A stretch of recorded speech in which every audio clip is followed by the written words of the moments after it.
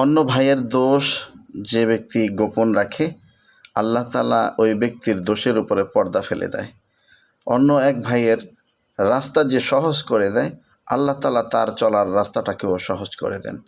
অন্য মুসলমান ভাইয়ের মুখে যিনি হাসি ফোটানোর চেষ্টা করেন, আল্লাহ তাআলা তার মুখে হাসি ফোটানোর ব্যবস্থা করে দেন। আল্লাহ তাআলা দেখেন কতটা মহান।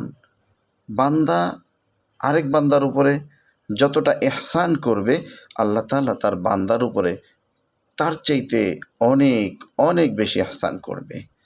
যদি বিশ্বাস না হয়, মানুষের বিপদে এগিয়ে যেয়ে দেখুন, মানুষের মুখে হাসি ফুটিয়ে দেখুন, মানুষের দোষ ত্রুটি হলেও তাকে হয়তো বুঝান, আর যদি না বোঝাতে পারেন তাকে